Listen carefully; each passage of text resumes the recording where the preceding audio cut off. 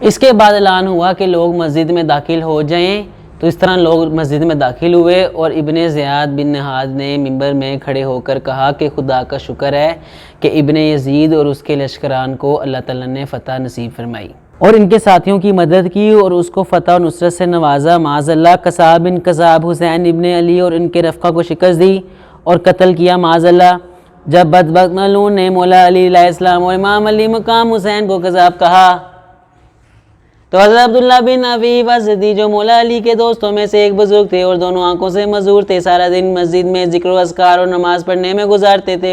وہ بے تاب ہو کر اٹھے اور بڑے مجمع میں کہا، او بن مرجانہ، تو بھی قذاب، تیرا باپ بھی قذاب تھا، تم لوگ اولاد رسول کو قتل کرتے ہو اور باتیں ایسی کرتے ہو جیسے صدیقین ہوتے ہیں۔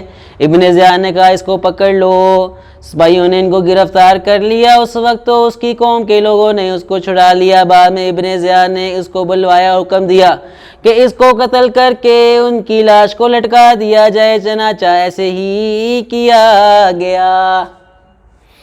پھر ابن زیاد بن نہاد نے حکم دیا کہ اسیران اہل بیت کو قید خانے میں رکھا جائے۔ حسین رضی اللہ عنہ کے سر کو نیزے پہ بلند کر کے کوفے کے گلیوں کوچوں میں پھرایا جائے، چنانچہ امام پاک کے سر انور کو پھرایا گیا۔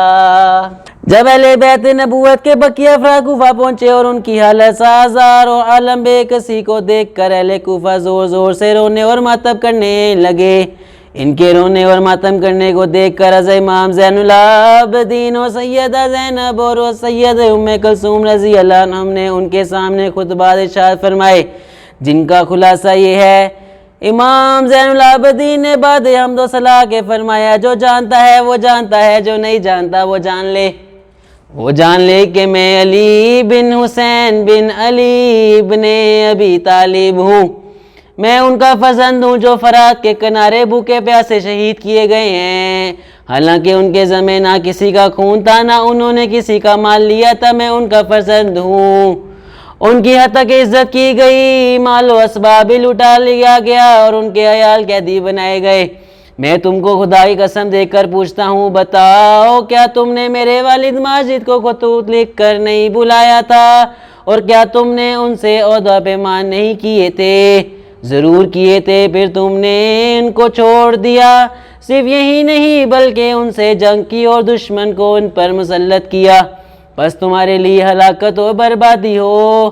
تم نے جہنم کی راہ اختیار کی اور اپنے لیے بہت برا راستہ پسند کیا۔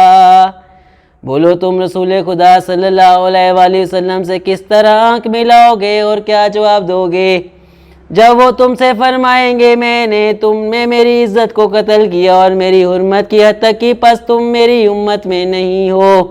اس وقت ہر طرف سے رونے کی آوازیں بلند ہوئی اور کوفیوں نے کہا، اب ہم ہر طرح آپ کا ساتھ دیں گے اور آپ کے ہر حکم کی تکمیل کریں گے۔ آپ نے فرمایا، اے گروہ غدار و مکار، تم یہ چاہتے ہو کہ تم مجھ سے بھی ویسا ہی سلوک کرو جیسا کہ تم نے میرے باپ کے ساتھ کیا ہے۔ میں تمہارے قول و اقرار اور دروغ و بے فروغ پر کسی طرح بھی اعتماد نہیں کروں گا۔ کلام خدا کی قسم، ابھی وہ زخم نہیں بھرے جو کل ہی ہمارے بزرگوار، ان کے اہل بیت اور ان کے رفقا کے قتل ہونے سے لگے ہیں، اور یہ سب کچھ تمہاری غداری اور بے وفائی کی وجہ سے ہوا۔ واللہ میرا جگر کباب ہے۔ پھر آپ نے چند اشعار پڑھے جس کا ترجمہ یہ ہے، تعجب نہیں ہے اگر امام علی مقام حسین رضی اللہ عنہ قتل کیے گئے، اس لیے کہ ان کے بزرگ بھی جو ان سے افضل تھے قتل ہوئے تھے۔ اے کوفیے والو، خوش نہ ہو ان مظالم کو جو امام حسین پر کیے گئے۔ یہ امر اللہ تعالیٰ کے نزدیک بہت عظیم ہے، جو بزرگوار نہر فرات پہ قتل ہوئے ہیں، ان پر میری جان قربان ہو، اور جن لوگوں نے ان کو قتل کیا ہے ان کی سزا جہنم ہو۔ حضرت سیدہ زینب رضی اللہ عنہما نے حمد و ثنا کے بعد فرمایا، اے بے وفا غدار باز کوفیو، کیا اب تم روتے ہو اور ماتم کرتے ہو؟ خدا تمہیں ہمیشہ رلائے اور تمہارا رونا اور ماتم کرنا کبھی موقوف نہ ہو۔ تم بہت زیادہ رو اور تھوڑا ہنسو، تمہاری مثال اسی عورت کی سی ہے جو کھاتے ہوئے تاگے کو مضبوط ہو جانے کے بعد جھٹکے سے توڑ ڈالے۔ تم نے اپنے ایمان کو دھوکہ اور فریب کا ذریعہ بنایا ہوا ہے۔ تمہاری مثال اس سبزے کی سی ہے جو نجاست کی ڈیری پر لگا ہو۔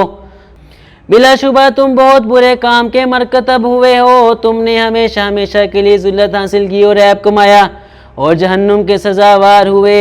تمہارے ماتھے پر بے وفائی اور غداری کا داغ جو لگ چکا ہے، جو کسی پانی سے زائل ہونے والا نہیں۔ اے کوفیو، کیا تم جانتے ہو کہ تم نے کس جگر رسول کو پارا پارا کیا اور کس کا خون بہایا ہے؟ تم نے خلاصہ خاندان نبوت اور سردار جوانان اہل بیت اور مینار دین اور شریعت کو قتل کیا ہے۔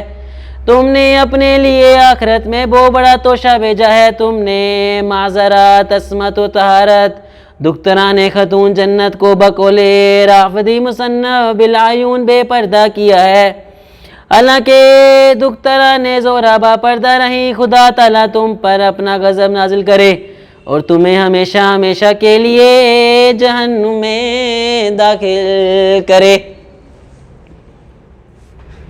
اے کوفیے والو، تمہارا برا حال ہو اور تمہارے منہ سے آہوں۔ تم نے میرے پیارے بھائی کو بلایا، پھر ان کو چھوڑ دیا اور ان کی مدد نہ کی۔ تمہاری بے وفائی و غداری کی وجہ سے وہ قتل ہوئے، ان کا مال و اسباب لوٹا گیا اور ان کے اہل بیت قیدی بنے۔ اب تم ان پر روتے ہو، خدا تم کو ہمیشہ رلائے۔ کیا تمہیں معلوم ہے کہ تم نے کیا ظلم کیا ہے اور کن گناہوں کا انبار اپنی پشت پر لگایا ہے؟ پھر آپ نے اشعار پڑھے جن کا ترجمہ یہ ہے: تم نے میرے بھائی کو عالم غربت میں چاروں طرف سے گھیر کر بھوکا پیاسا قتل کیا۔ تمہاری مائیں روئیں، ان قریب تم اس کی سزا میں آگ میں جلو گے جو شعلہ ور ہوں گی۔ تم نے وہ خون بہایا ہے جس کا بہانہ اللہ تعالیٰ نے اور قرآن نے پھر حضور نے نور صلی اللہ علیہ وآلہ وسلم نے حرام کیا ہے۔ اگاور ہو، تم کو آتش دوزخ کی بشارت ہے، اور بے شک میں تمام عمر اپنے بھائی پر غم سے روں گی۔ وہ بھائی جو سرکار دو عالم صلی اللہ علیہ وآلہ وسلم کے بعد بہت بہتر تھے، ان سے جو پیدا ہوں گے، اور یہ آنسو کبھی بند نہ ہوں گے، برابر رخساروں میں بہتے رہیں گے اور کبھی خوش نہ ہوں گے۔ اس کے بعد ابن زیاد بن نہاد نے اشقیاء کی ایک جماعت کے ساتھ، جس میں شمس ذوالجوش کی، خولی بن یزید، حر بن قیس وغیرہ بھی تھے، شہداء کے سروں اور اسران اہل بیت کو یزید پلید کے پاس اس حالت میں بھیجا کہ زین العابدین کے پاؤں، ہاتھ پاؤں اور گردن میں زنجیریں ڈال دی گئی تھیں کہ راستے میں تشہیر کہتے ہوئے اور سروں کو نیزوں پہ چڑھا کر لوگوں کو بتاتے ہوئے جانا کہ دیکھ لو، جنہوں نے حاکم وقت یزید کی مخالفت کی، اس کا یہ حشر ہوا ہے، تاکہ لوگ ڈر جائیں اور یزید کی مخالف سے باز رہیں۔ راستے میں ایک منزل پر اہل بیت کا ایک دیر جرگہ آیا، یہ لوگ رات گزارنے کے لیے وہاں ٹھہر گئے۔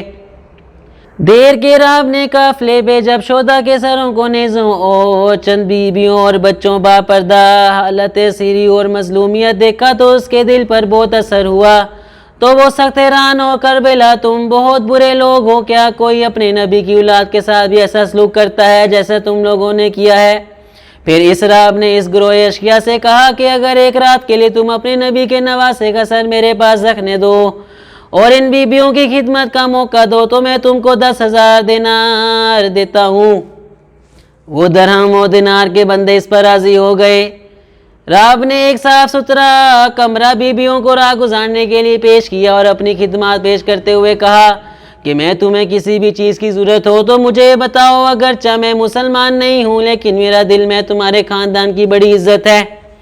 اس نے صبر کی تلقین بھی کی کہ اللہ والوں کو اللہ کی راہ میں بڑی بڑی تکلیفیں اور مصیبتیں آئی ہیں، انہوں نے صبر کیا تو اللہ نے ان کا صبر کو بدلہ بہت اچھا دے دیا۔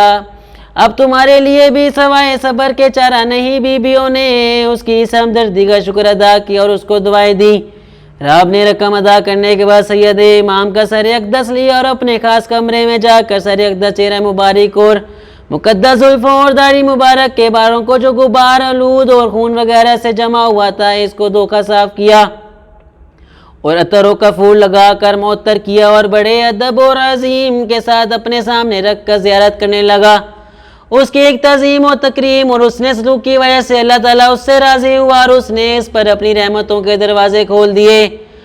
اس پر گریہ طاری ہوا اور اس کی آنکھوں کے پردے اٹھ گئے اس نے کیا دیکھا کہ نور سے لے کر آسمان تک نور ہی نور تھا، اور اس نے سر انور کی کرامات اور انوار و تجلیات کا مشاہدہ کیا تو بے ساختہ اس کی زبان پر جاری ہوا اشہد ان لا الہ الا اللہ واشہد ان محمدن عبدہ ورسولہ۔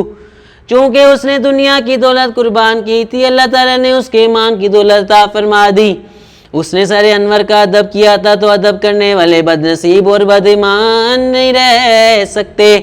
اس نے اس کو با نصیب با ایمان بنا دیا۔ اس نے زادوں کو دعائیں حاصل کی تھی، وہ دعائیں رنگ لائیں اور اس کی تقدیر بدل گئی، چنانچہ اس نے دیر کو ہمیشہ ہمیشہ کے لیے چھوڑ دیا اور سچے دل سے اہل بیت و اطہار کا مطیع اور خادم بن گیا۔